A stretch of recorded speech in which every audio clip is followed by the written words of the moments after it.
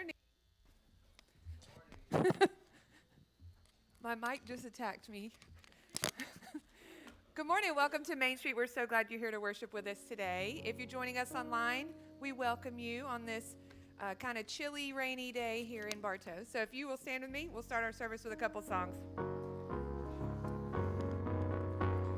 Sing the wondrous love of Jesus. Sing His mercy and His grace. In the mansions bright and blessed, He'll prepare for us a place.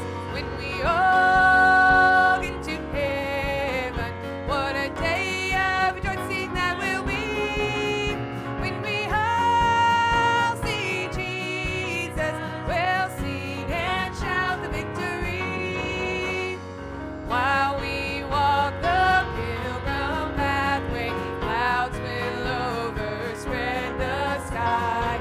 But when traveling days are over, not a shadow, not a sign. When we all get to heaven, what a day of rejoicing that will be. When we all see Jesus, we'll sing and shout the victory. Let us then be true and faithful, trusting, serving every day. Just one glimpse of Him in glory will the toils of life repay. When we all get to heaven, what a day of rejoicing that will be. When we all see Jesus, we'll sing and shout the victory. Onward to the prize before us, soon His beauty will behold. Soon the pearly gates will open, we shall tread the streets of gold. When we all get to heaven, what a day of rejoicing that will be. When we all see Jesus, we'll sing and shout victory. On this next song, you can step out and greet one another.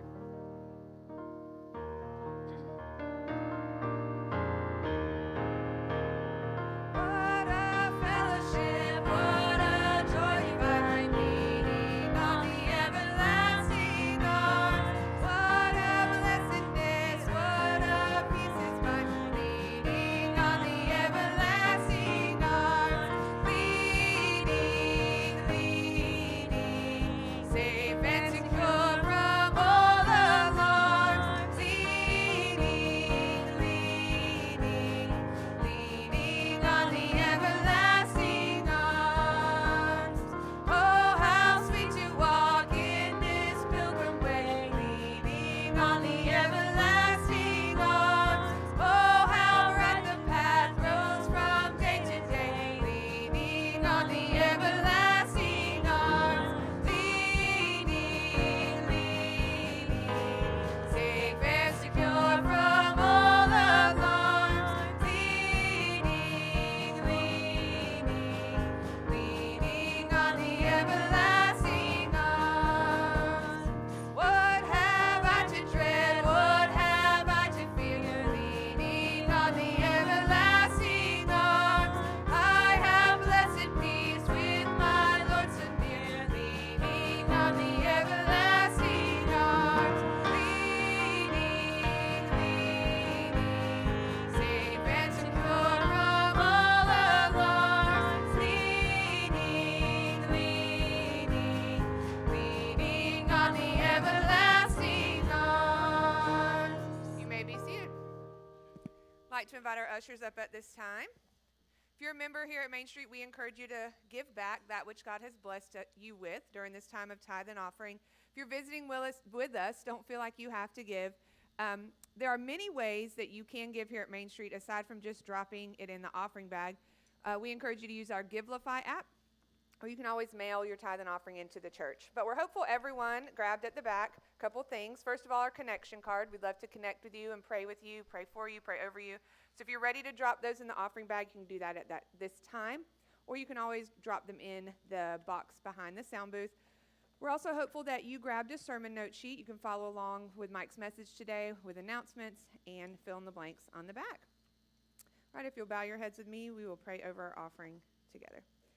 Dear God, thank you so much for blessing us with this beautiful day today, and we're so thankful that we could come to worship you in your house. Dear God, we ask you to bless this offering to be used for your works here at Main Street. Be with Mike as he brings our message today, and let your power and presence flow here. In your name we pray. Amen.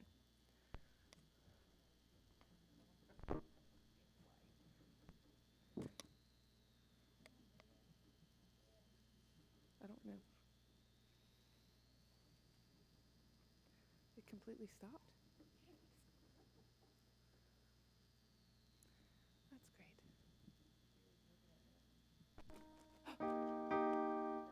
It was unplugged.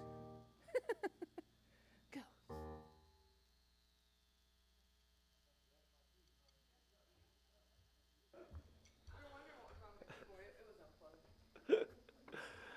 Morning, Main Street. Just a few announcements. No life groups tonight. We will be having a bide tonight, though, from 6 to 8 o'clock, right? 6 to 8. 6 to 8, a meal will be provided. We will be doing our abide doings. So we do invite you guys to be a part of that. As always, parents are always welcome to join us in that if they wanted to come. But we will be meeting tonight at 6. Christmas pageant has a date, December 18th at 5 o'clock. We are looking for a lot of young and older talent to be a participant in it. Probably more likely you'll be voluntold by Darcy or Miss Heather on what to do on this thing. But it's a typical fun time for us as Main Street, the Main Street family. We enjoy it. And immediately after the pageant, we will be doing our favorite Christmas dessert and punch. So just a fellowship here, right in the fellowship hall or sanctuary, whatever we want to call it these days. But we will be meeting here to fellowship over our favorite Christmas treats. If you have any questions about that, you could reach out to Miss Melissa Hicks. She will be in charge of that.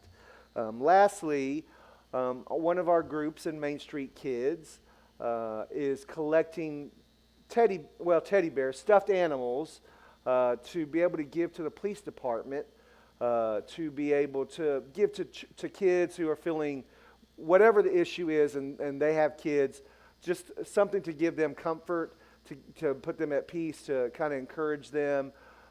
It's an opportunity for us as Main Street to give not only to our community, but help serve the police department who serves us.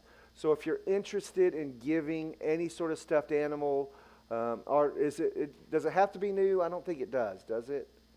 You just something you could donate, good condition, good clean condition, but we will take it. If you have questions about what they're really looking for, reach out to Marissa Tarango. It is her class that is doing it. So we do encourage. And we're going to culminate that at the Christmas pageant. Take our final donations. Oh, that'll be the last time we take donations. Got it. So we do encourage you to be a part of that as well. Heather.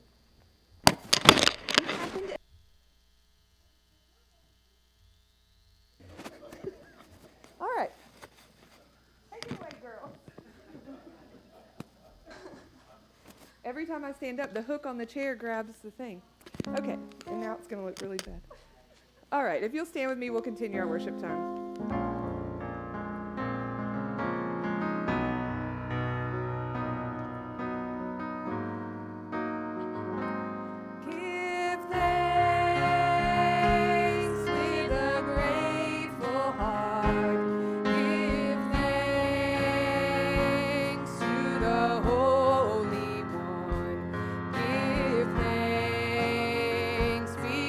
He's given Jesus.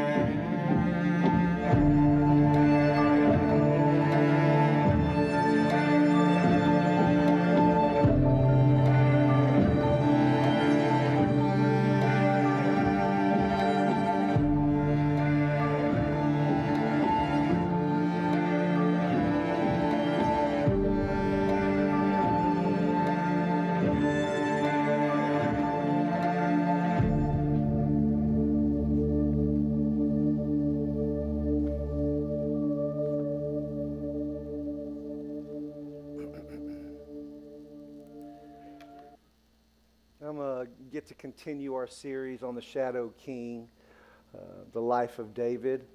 The focus today for me will be David, the king.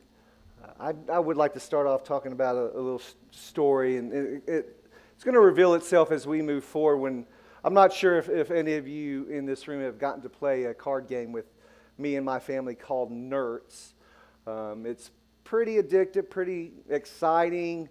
It's just a fun game to do with a group of people. Typically, you pair up, and it's a combination of solitaire and I guess just really group solitaire is what it really is. Well, in college, I went to Oklahoma Baptist University, and between the fall semester and the spring semester, we had this semester called a J term. So basically, you could take anywhere between 2 to 4 hours during this 6 weeks time frame between the fall and spring semester. Would end at the end of January, and that's why they called it J term. But I never did it. I typically worked, and most of my friends worked during that time. So we would get, I would probably say it'd be 20 people. We would play Nerds every night.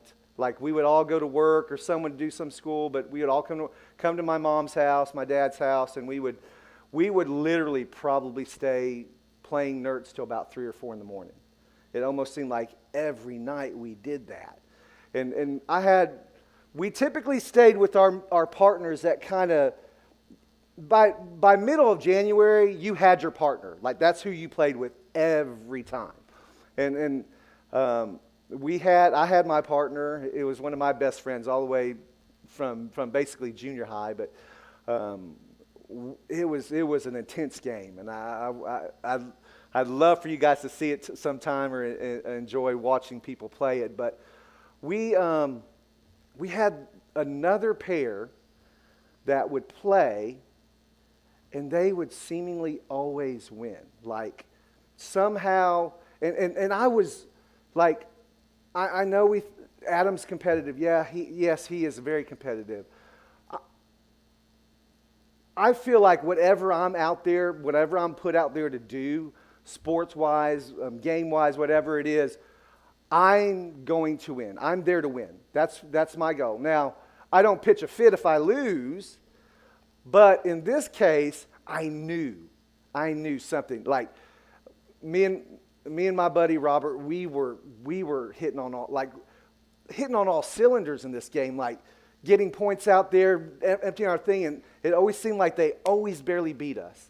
And at the end of the week, or at the end of the night, we would close it all up because we only played for a win till that night, and then we were done. Then we'd start over the next day. So, I mean, it got to a point where it was so bad that multiple people in the group, we would all kind of talk and say, okay, I'm going to play, but you guys we're watching them. Like, we're not even playing. We're just going to watch to see what they do. Like, so just make sure they're not cheating. And every time anyone would kind of watch them, it seemed like they were playing honestly. So obviously the point of any game is to win. It came out, I don't know how many years later. We were all super close, and we all still kind of keep in touch even till to this day. It came out later. I want to say it was before my dad's funeral, because all these people who play Nerds came to that. But I feel like I asked the one partner. We knew this one. Part of me struggled with them calling them cheaters because I knew one of the people. Well, I knew them both very well. I knew one of those people can be like, you always got to keep your eye on this person. But the other person, I was thinking, certainly this person will hold them accountable. Like, they would not be a part of this cheating. So a lot of us were like, yeah, you're right. I guess because there's talk after they would leave, like, right, after they were gone or in private or whatever, we would all talk. There's no way they're that good. There's no way. But anyway, it came out years later that, yes, in fact, that they were cheating. And all our suspicions were proven right, and we were very, very disappointed to hear that. Although it was still, I wouldn't have changed that J term. Actually, it was 2 J terms. It was a really good time. But the point of the story is that the goal is to win, right? That's the end game, is to win. But if you don't do it within the rules, if you don't do it within the way that is laid out to reach that win, did you really win? Have you really accomplished the goal of the game? And I would say, if you cheat to win, you haven't won. Right? You haven't won. There was something outside of the rules laid out that you tried to do, to try to apply, to be able to get that win.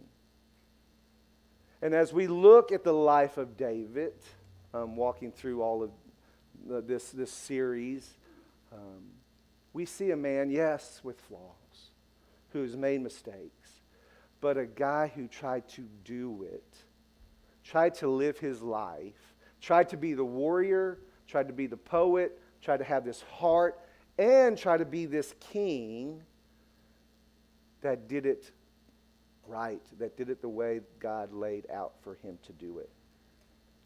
We will be jumping in and out, 1 Samuel 18. I'll touch there for a little bit, but the bulk of the time we will be in 1 Samuel 24. Let me go ahead and pray before we get started, and then we'll continue. Dear God, I just thank you for this opportunity to be up here and just to speak to the truth of your word, to the truth of the life of David. Thank you for this example, this precursor to our Messiah, this king who was faithful, who sought you, who you said about him he was a man after your own heart, God. And I pray as we try to understand who he was as a king, we will better understand who he was as a person. And that is what you are calling each one of us to do, God. I pray that there's no opinion from this pulpit, from me, that will only be truth from you that will change the heart of your people, that will change the heart of me as we study who David was as king.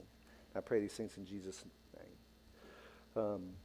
Just a quick historical info or context about David being king. If you know the story of the Israelites, God chose Abraham to make them into a nation. They follow this lineage. They get enslaved by the Egyptians. At some point, God brings Moses to deliver them. And then through this time of transition, the book of Judges basically speaks of this deliverance and how they were governed through God, or by God through these judges, through these people, these prophets that God had chosen to lead his people. People of Israel are now in the promised land. They're overtaking it. They're seeing this world around them being governed by these kings, and these kings being acknowledged in these lands that they're overtaking. And they're basically telling God through, hey, we want a king. We want a king. And God's like, no, I'm your king. I will be your king. I have been your king. But what about the people in the land? They will respect us, blah, blah, blah. We need a physical king that rules over us. And God says, okay, I will give you that king. So God sends Saul to basically cross paths with Samuel. And Saul is everything you would think of, this physical stature of a man. 1 Samuel chapter 9, verses 2, he basically says, hey, Saul was the most handsome man in the land and the tallest man in the land. You would think, okay, this guy is picture perfect. He's king. And so God allows him to come in. God brings him to Samuel. Samuel anoints him as king, and now he becomes king of Israel. And the people are thankful. They're excited. They look to Saul. He's a great warrior. He's a great fighter. But as typical, anyone with bad character, as they get more power, they gain more position, they gain more responsibility, their influence increases, you start to see the character flaws of Saul come out. As Saul's power and position and influence increased, we see true character surface. Saul was very self-centered, an insecure leader, and he would only follow God when it was convenient to follow God. He would only obey him when it worked to his benefit. And you see that throughout 1 Samuel, the first few chapters, all the way to when God decides, hey, Saul's got to go. He's made too many mistakes. He's not acknowledging me. He's even going to different spirits and mediums to get answers where I'm right here for him. So around Samuel 16, somewhere around there, God decides, I'm going to get rid of Saul. I'm going to bring in David, this man after my own heart. So God said Saul's reign is to end. He chose David. And we heard the story in the very first part of this series where Samuel goes to the house of Jesse and they run through all his kids, all his boys, except for the one where Jesse thought, nah, he's not. You don't want him. Guy's a runt. He's just a shepherd. We just use him as shepherd. He is not king material. His own father said that about David. He's not king material. Yet God says, that's the man I want to rule my people. David's heart was very different than Saul's. David had a humble heart, a faithful heart, an obedient heart, even when it was not convenient for him. We see through his life, for the most part, that he had a heart and a desire to love and to serve God, to trust and be faithful to this God who was faithful to him. There are obviously issues with David's obedience, and we see that throughout, especially throughout his reign as king. We will touch on that next week when we talk about who David was as a sinner. But his response to God was a true nature of knowing and wanting to follow God. So as Adam touched on, David's rise was quick. After he enters the scene, he kills Goliath. His popularity grows quickly. There are obviously good things that happen. We talked about him being a poet last week and some painful things that had happened to him. He was this heartfelt poet. He was this strong warrior. But we do know that David was quickly thrust into the spotlight as this runt of a shepherd boy. As he comes out victorious from that, he earns accolades. He becomes captain in the Israelite army, gets that promotion. He gets to marry the Saul's daughter, which part of that is, Saul used that as a manipulative type thing, but he still was now part of this royal family.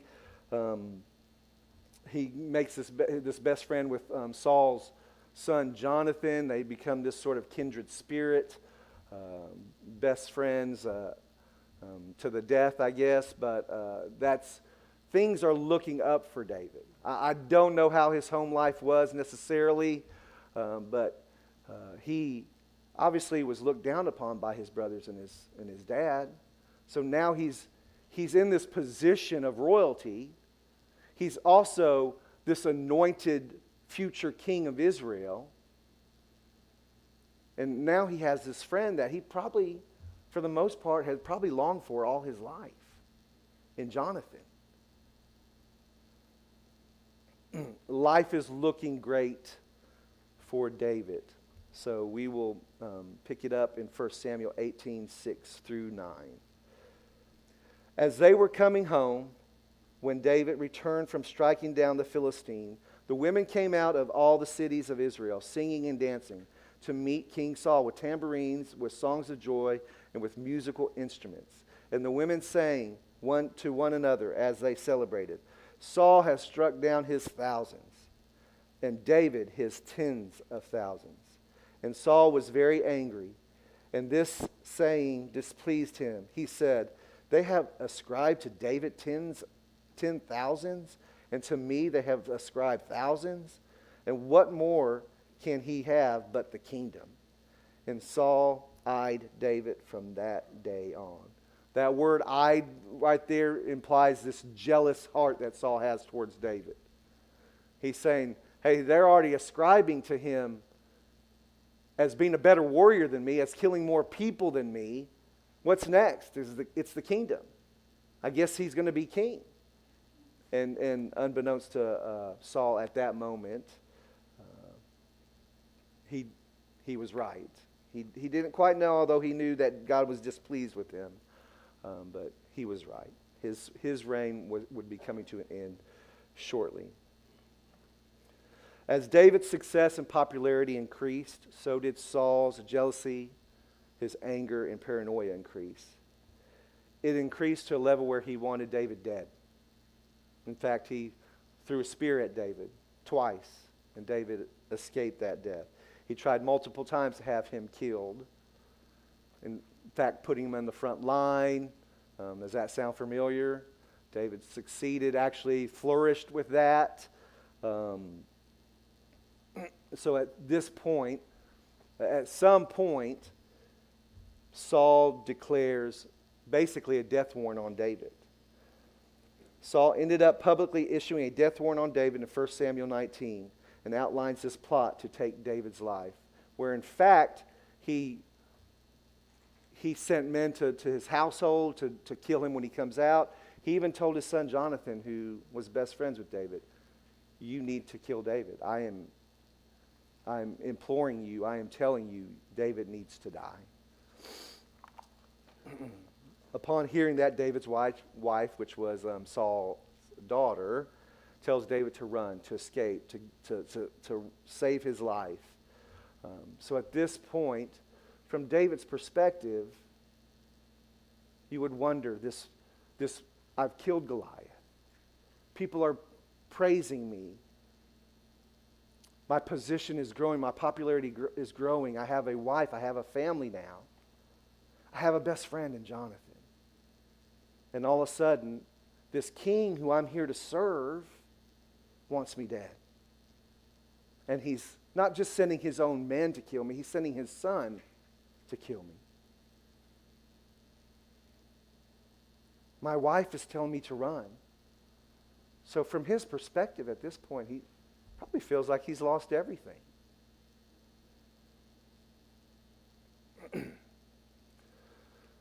So this brings us to 1 Samuel 24. Chapter 24 focuses on the time that David flees to the wilderness, which I love this aspect of the wilderness. For those of you who are facing things in your life where you feel like you're in the wilderness, know that God does some of his best refining during that time.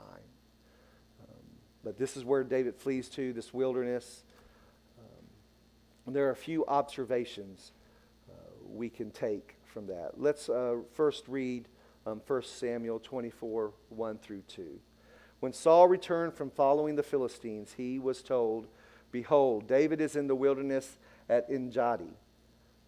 Then Saul took 3,000 chosen men out of all of Israel and went to seek God and his men in front of the wild goats rock.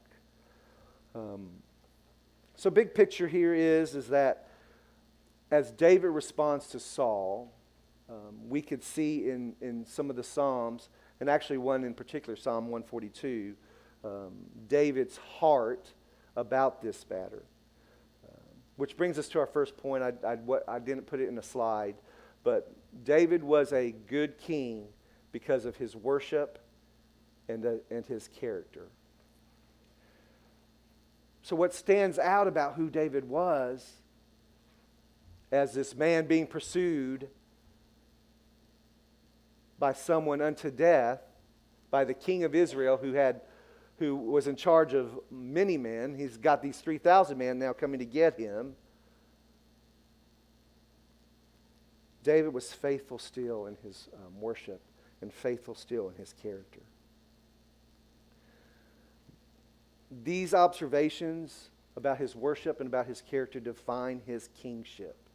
They define how he governed, how he lived, and how he responded to hardship and blessing. So Saul had these 3,000 hand-picked men. Like if you're going to pursue David, these hand-picked elite men, they weren't just the guys who are privates who just joined the army. These are well-trained men, 3,000 of them, that were the king's guard, basically, out pursuing David. Now, David did have some men with him. I don't think they were very well-trained, a few hundred men, but men that supported him. Some commentaries I read that these men were low-end warriors, some who were just average people who wanted to follow David, I guess. You kill a giant, I guess you can protect me type men. But either way, it wasn't 3,000, and it wasn't the elite of Saul's army.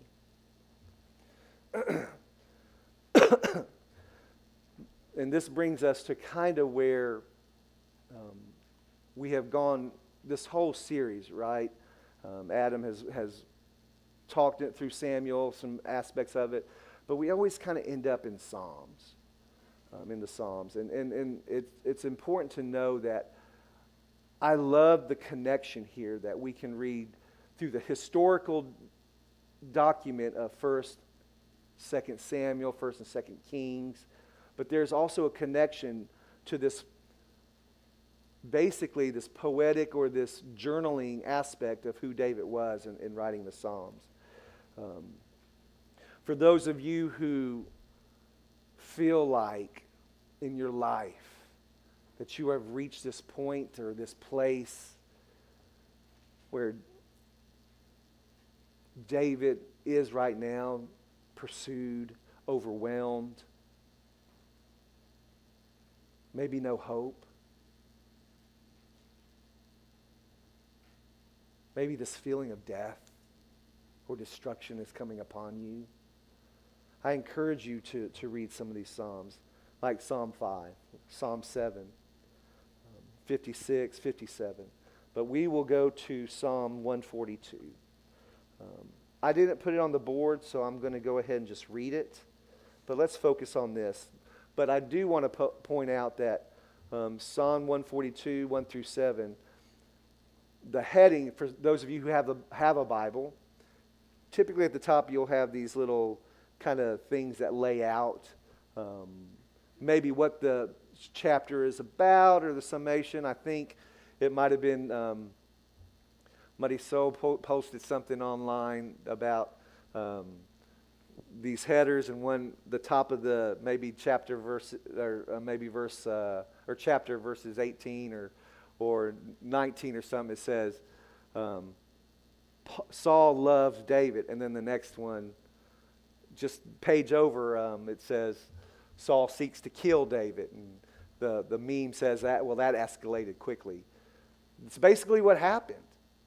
But in this situation in Psalm 142, we have this thing laid out where David is specifically speaking of this time that he is spending right now in this cave in Grady. So at the top of your Psalm 142, it might say a maskil of David or a song of David when he was in the cave, a prayer. Maskil simply means literally an enlightenment. So David's enlightenment while he was in this cave. With my voice, I cry out to the Lord. With my voice, I plead for mercy to the Lord. I pour out my complaint before him. I tell my trouble before him. When my spirit faints within me, you know my way. In the path where I walk, they have hidden a trap for me. Look to the right and see, there is none who takes notice of me. No refuge remains to me. No one cares for my soul. I cry to you, O Lord. I say, you are my refuge, my portion in the land of the living. Attend to my cry, for I am brought very low. Deliver me from my persecutors, for they are too strong for me. Bring me out of prison, that I may give thanks to your name. The righteous will surround me, for you will deal bountifully with me. So as you read through this, I'm not sure if some of you can relate to this aspect of David in his life and this feeling of abandonment and attack, especially from those he would think should care about him and love him. We read in these phrases, I cry out, I plead, I pour out my complaints, I am overwhelmed, no one will help me. No one hears me, no one cares, I am very low, they are too strong for me. This does not sound like the language of a hero, of a great warrior. This doesn't communicate confidence to troops. Adam played, when he talked about the warrior, these great scenes from these great movies. I don't think this one would make it if this is what he was telling his soldiers. Guys, I cry out, man. I don't even know. Like, they're too strong for me. If they're too strong for me, they're too strong for you. I'm overwhelmed. I feel no hope. It doesn't sound like a man who just defeated Goliath and went after the Philistines. It doesn't sound like the most beloved king of Israel, the goat of kings, the goat of Jewish kings. But this is how he pours out his heart to God.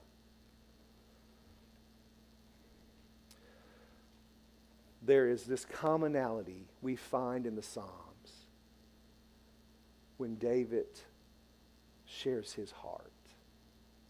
So this first aspect of who he is, this worship aspect of his kingship, there are 2 points I want to talk to. The first one is there is an honesty in David's worship. Honesty is important in our worship because honesty is imperative in our relationship with God. It's important in every relationship. How much would Darcy and I, how much could we thrive in our relationship together if there was not honesty? If there's no honesty, there can be no trust. If there's no honesty, there will not be a feeling of faithfulness. Adam touched on it a little bit last week.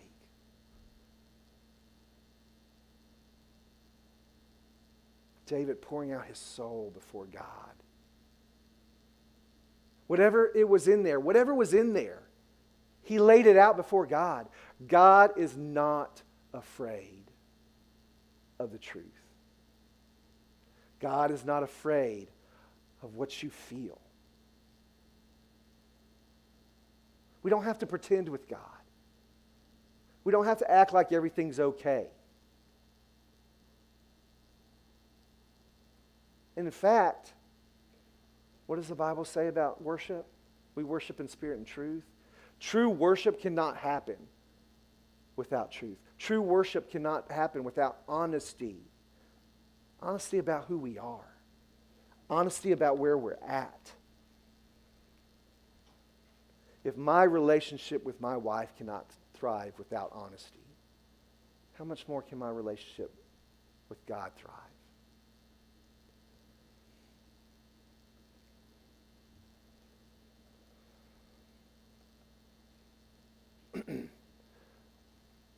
We need to understand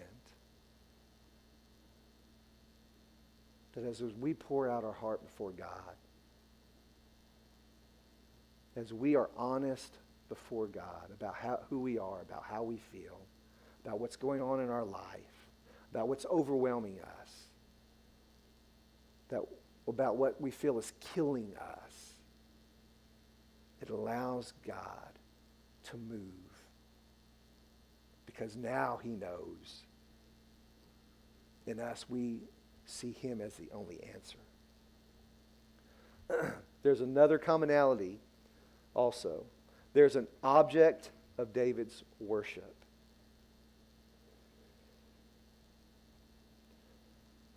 He's not just honest about his problems, trials, and the pain. Let's read through some of them again. I cry out, I plead, I pour out my complaints, I tell my troubles. I am overwhelmed. No one will help. No one hears me. No one cares. I'm very low. They are too strong for me.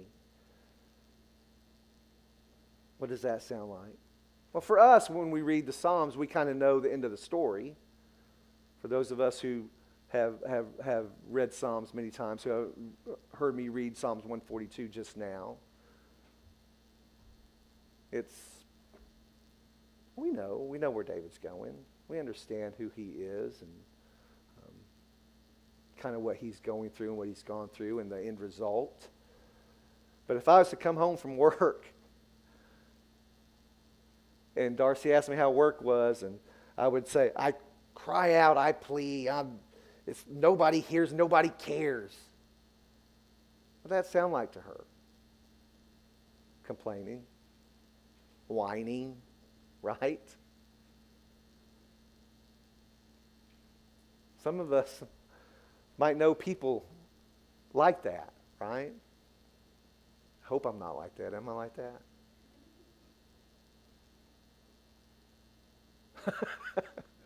Bunch of whiners. That's whining talk, isn't it?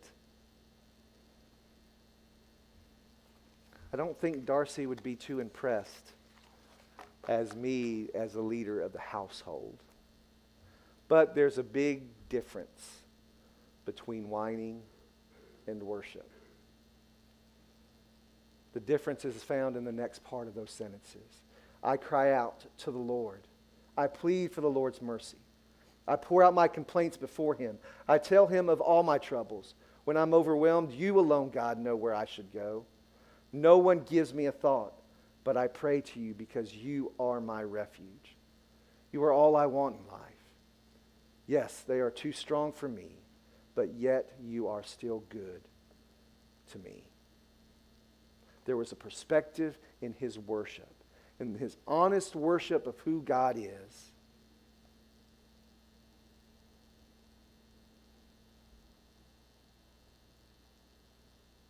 That he always allowed God to define the trouble he was facing. It's okay. It's okay to be sad. It's okay to be overwhelmed. It's okay to feel like no one cares, or maybe there's no hope. But it's not okay to stay there or define your life by your perspective.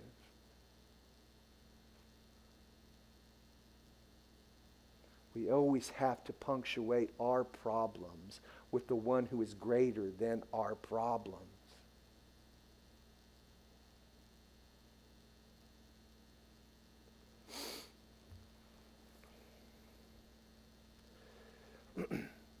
You see the difference. When we are honest with God about our problems, but we are also honest and acknowledge the reality of who God is, not just our problems. That's the difference between whining and worship. We bring our problems to the one who could do something about it, to the one who knows us better, to the one who has the answer, to the one who is powerful enough to do something, to the one who loves us. I like these quotes. The first one is by a worship leader. I saw this as I was researching today's subject. Actually, both of these. But to worship God is to humble everything about ourselves and exalt everything about him. So everything about who we are. If we really worship God, we come to God in this truthful, honest way. All my strengths, all my weaknesses, I lay below God. all my pain, all my joys, all my blessing, all my curses. God, they're here. And they're subject to whatever you want to do with them. You rule me. I will not let these problems rule me. We live in a culture now that kind of glories in our weaknesses. And I'm not saying glory like Paul, because Paul's weakness drew him closer to God and made him lean on God more. I'm saying we define ourselves. We find identity. We idolize our weaknesses. I can't because of this problem, my problem. Instead of us, as Christians, who live in a culture, this secular, worldly culture, this sinful culture, that it's fine to be weak. That's fine to glory in our sins, in our weakness. We choose not to be overcomers. We choose to be overcome.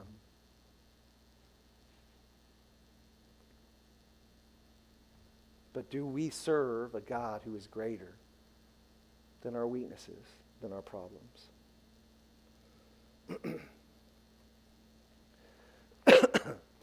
This one I've heard before, but I think it's a huge quote by Francis Chan. Many spirit-filled authors have exhausted the thesaurus in order to describe God with the glory he deserves. His perfect holiness, by definition, assures us that our words cannot contain him. Isn't it a comfort to worship a God we cannot exaggerate? We cannot exaggerate his goodness. We cannot exaggerate his love or his power. We cannot exaggerate his grace. We cannot exaggerate his mercy or his holiness.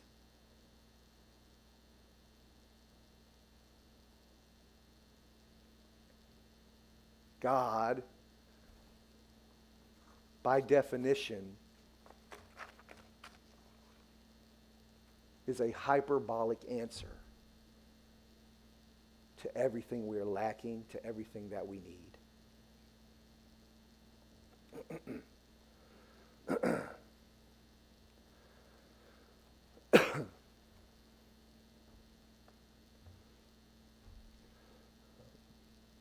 This leads us to our next text, 1 Samuel 24, 3 through 7. And he came to the sheepfolds by the way, where there was a cave, and Saul went in to relieve himself. It is what you think it is. Now David and his men were sitting in the innermost parts of the cave. So Saul has entered this place to basically go to the bathroom.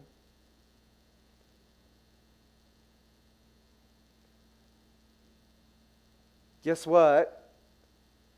David and his men, they were in that same place, hiding out from Saul.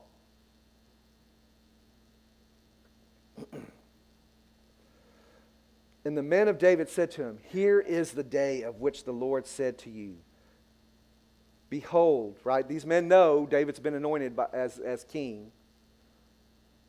"Behold, I will give your enemy into your hand, and you shall do to him as it shall seem good to you."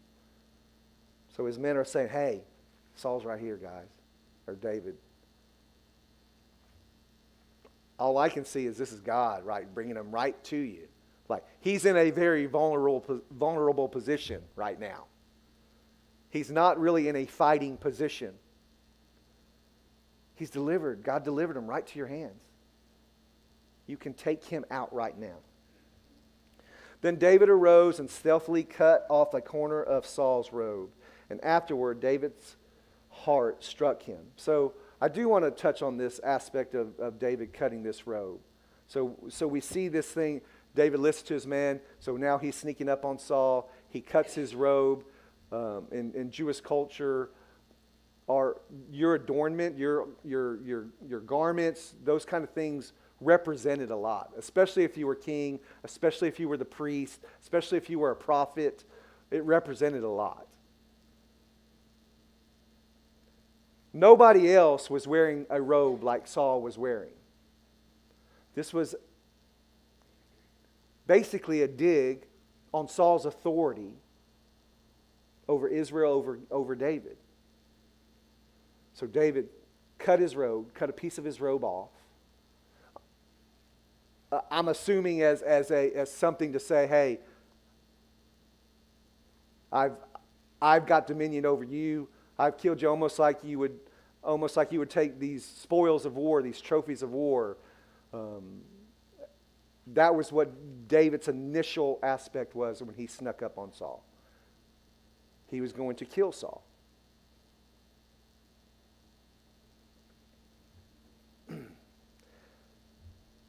And afterward, David's heart struck him because he had cut off a corner of Saul's robe. And he said to his men, "The Lord forbid that I should do this thing to my Lord, the Lord's anointed, to put out my hand against him, seeing he is the Lord's anointed." So David persuaded his men with these words and did not permit them to attack Saul. And Saul rose up and left the cave and went on his way. So at this moment, David sneaks up on Saul while he's going to the bathroom. Yeah, it's weird, huh, Michael? Thinking I'm going to kill him. Yeah, my men are right. God delivered them to me. And then David's heart struck him. Basically, a good way to understand it is David's conscience got the best of him. Something in him told him, this is wrong. This is not how God wants it done. This is not how God did not bring him to me for this reason, to kill him. There's another reason there. This is God's anointed king over Israel. He is ultimately my authority.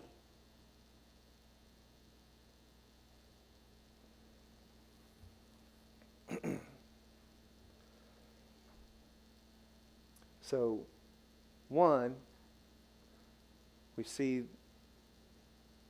the Spirit of God revealed to David, this is not my way. And the secondary aspect is beware of the people that you listen to in your wilderness. David's men wanted to kill him, wanted David to kill Saul. And if he wasn't going to kill him, they wanted to kill him. A little side sermon. But beware of the people you listen to when you're in the wilderness. When you feel you're at your lowliest point. When you feel you're at your weakest point. Define yourself by how God defines and sees you. This leads me to the last statement. Follow God's will, God's way. In your notes it would be, he tried to follow God's will, God's way.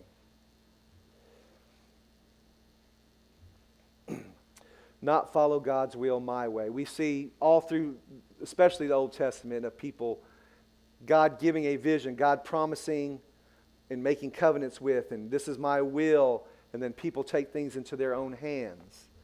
Abraham is an example of that. Moses is an example of that. And we see the consequences of those choices. In this situation, who knows what could happen if David would have killed Saul at this moment. What could have happened? Could Saul's men not decide to follow David now, and there could be a civil war about that?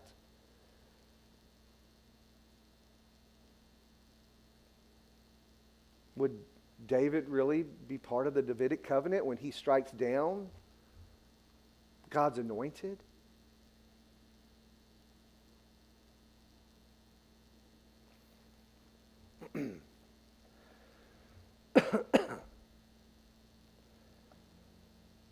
The end result matters, but so does the path. This goes back to the Nerds game, the competition, the thing you're competing in or trying to work towards, this goal. To God, it's not the end that matters. He's already got the end laid out. What matters is how we follow him there. How do we follow God to his will for our life? Was it God's will for David to be king? Yes, we all know that, right? So this leads us to all the other questions. Should he kill Saul? How will David be king? When will David be king? For many of us, we see things in our life. Whether we don't know his will for our life, or the greater will, or we have this vision and we're moving towards, one of the things that we are learning in our family is this revealed will of God. And for many of us, it's not unusual to be in a place where we're not sure where to go or what to do. All I know is God wants me, fill in the blank. How do I get there? How do I control that?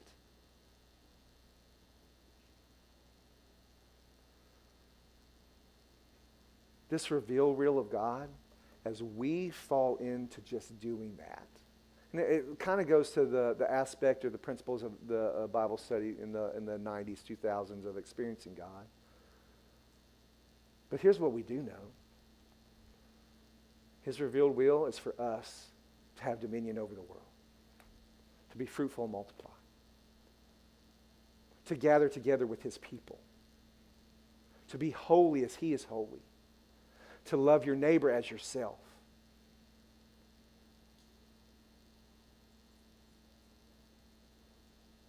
To be perfect as he is perfect.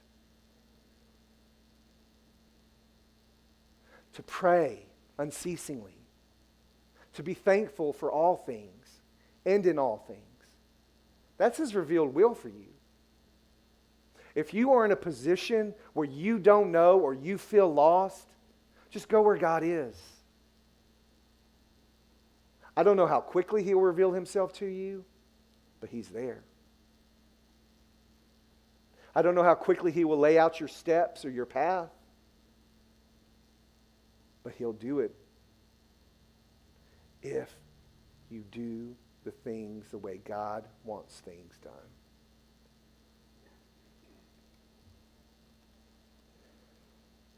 David decides to take matters, to not take matters in his own hands. God's way versus my way. So 1 Samuel 24:8. Afterward, David also arose and went out of the cave and called after Saul, "My Lord the king." And when Saul looked behind him, David bowed with his face to the earth and paid homage. So through all of this, Saul's trying to kill him. He's gotten wind of the plots against him. He's literally running for his life, hiding for his life. He's in the wilderness because the king of the country wants him dead. And yet, he had the life of Saul in his hands. He spares Saul. And what I love about this story is if he didn't listen, or if he listened to his men, Saul would be dead. He'd walk out of the cave. They'd have to parade Saul's body around to show, and he'd be king with blood on his hands, because I'm pretty sure Saul was not positioned to arm himself. And how ugly that would have ended up for him. But because he listened to the heart of God, he's able to come out and say, "Hey, Saul, I spared you because I love God, and I honor you as my authority in my life. You were anointed by God. You do with me what you want." The rest of the chapter basically says, hey, You can do with me what you want to do. But there's nothing in me that is against you. I have faithfully served you. Let God judge my heart before you. And tell me who's wrong. Because I would die for you, Saul.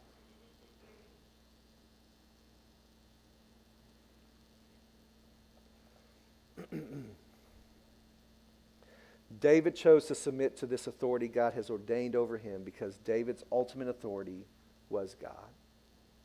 He bowed to this authority, but he was really bound to God. He brought that down at the end of that chapter saying, hey, let God judge it all because I know He's the ultimate. And He will reveal to you the truth.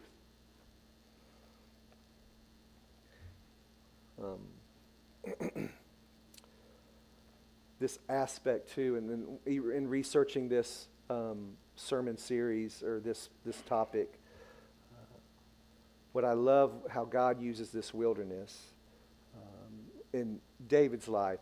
Serving under a Saul allows God to remove the Saul in you. That's what one pastor said. Serving under a Saul allows God to remove the Saul in you. There's an aspect of, and it's trivial. It's trivial. I might have talked about it before, but bad parent versus I'm not going to be that parent, right? As you grow up, you get in trouble with mom and dad, and you say, oh, I promise you, when I have kids, I'll never be that guy. I'll never be like dad, or I'll never be like mom. I know one thing I could remember. I hated it when my parents would tell us to turn off a TV show, and it wasn't over yet. Like, please, can we just please finish? Or if we were playing a video game and hey, let's turn it off. You got to go to bed, or you got to do this, or can we just finish the game? And no, you got to turn it off now. And you're like, why? Because I said so. Yeah. Two things I swore as a parent when I became a parent I would never do. I would never, ever tell my kids to turn off a show before it was finished, or turn off a game before it was finished, and I would never tell them because I said so. I don't know how good I've been at that. Been okay, I guess. I always want to give them a reason why I'm putting down this rule. I'm sure I've said it every once in a while. I know one time, I wouldn't do this with any of my other kids, but when we first had Sarah Kate, we were sitting around watching PBS Kids or something. I fell asleep and woke up at 2:05 or some weird off number. So obviously there was a show on that I fell asleep to, but guess who was awake watching it? Little Sarah Kate, who was maybe 3, 4, do you remember, Darcy? It's all lost. It's all lost. You have 7 kids, it's all lost up in there, right? I told her, I go, oh my goodness, Sarah Kate, it's too late. We need to go to bed. And I was thinking, and she was just so wide-eyed and so cute and so into the whatever show it was. And I was like, okay, I remember my promise to myself. I would never. All right, Sarah Kate, as soon as this is over, you need to wake me up and we're going to bed. And sure enough, at 2:30 something, she said, Daddy, it's over. You gotta wake up. Now, I wouldn't do that to Kirk or Michael back in the day. They would watch till they couldn't stay awake anymore. But there's this aspect of us and authority over us thinking, I'm going to be the better characteristic of that. God allows authority over us to reveal to us our nature and our own heart. Remember the main problem with Saul. He was insecure, he was self-centered, and obeyed God only when it was convenient for him. We can relate to Saul when we get to the root of his character. For us, it's hard. When we see these stories, it's hard, right? It's a story. It's a story about David. It's a story about Saul. They were kings back then. I'm not in a position to ever be a king, right? You're not in a position to ever be a king or a queen. We don't have monarchies here in America, and really anywhere anymore, that govern over people. But when you break down who Saul was, this destructive, dangerous, paranoid king, and we get down to the root of it, those are all things we can relate to. Insecurity, being self-centered, obeying God only when it's convenient. He was building a character in David that could flourish in that which God would define as good before David gains power, position, responsibility, and influence. This is why I kind of camped out here when Adam gave me the king aspect of this study. I was like, oh, okay, yeah, I can contrast between Saul and his leadership and David and his leadership, and we can jump around 1st and 2nd Samuel, talk about all the good things about David and talk about all the bad things about Saul, and it just kind of hit me. David was a good king because before David was king, he was a good man. He was a man after God's own heart. When I first got saved,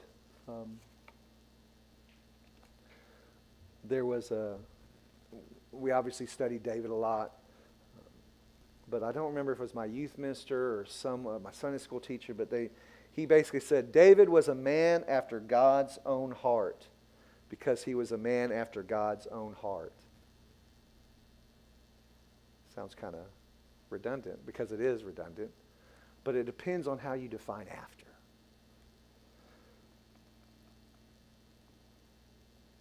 David was a man who looked like God because he was a man who pursued God. He was a man after God's own heart because he was a man that hungered and thirsted and desired and chased and went after God's own heart. You become that which you pursue. You become that which you invest in. David was a good king because God had his heart before he was king.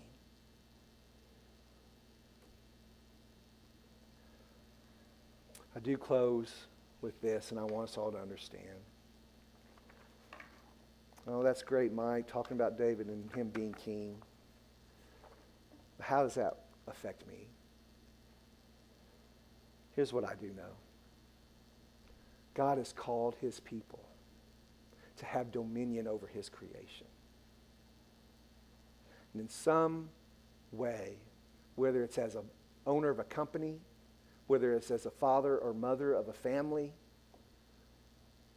whether it's as a teacher or a foreman or a pastor, whatever it is, God has placed each one of us in authority.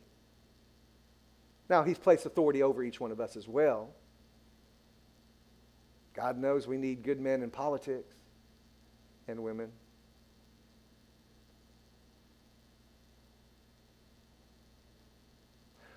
The character of David is a character that God desires to put in each one of us. Ultimately, not to make us like David, but to make us like his son. I'll invite the praise team to come up. I don't know where you are. I know we've got the holidays coming up, and there's a lot for us to be thankful for. It's always a good time, hopefully a family and friends. But for some of us, you may feel like David in that cave, David in that wilderness. Things may be going good. And you may be at this position where you have this heart of Saul. I hope you have this heart of David, where your power and your position, your influence is growing. I don't know where you're at. But you know where the answers start is you being honest with God with where you're at. And as Adam says, as we close this with invitation, that I pray, Lord, I pray that you guys just say yes to God. Let me close this in prayer. Dear God, I just thank you for who you are, that you have called us here today, Lord, as we enter this week of Thanksgiving. God, I pray, Lord, that we will first look to you as the giver of all good things, God. But Lord, I do pray as we try to look at the life of David versus the life of Saul, may we be a people who acknowledge through our worship who we are, but more importantly, who you are. May we also be a people of character, a people who are after your heart, because we are chasing you, God. I pray these things in Jesus' name. Amen. Amen. Have thine own way, Lord. Have thine own way. Thou art the potter. I am the clay. Mold me and make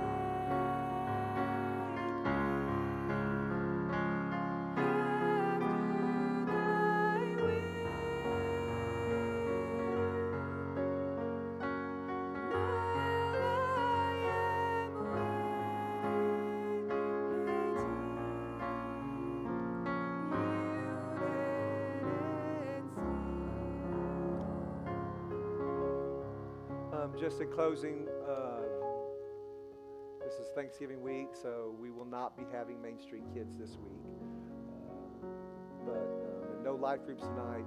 Abide tonight from 6 to 8. We would love for the youth and families to join us for that. And happy Thanksgiving, guys. Sing the wondrous love.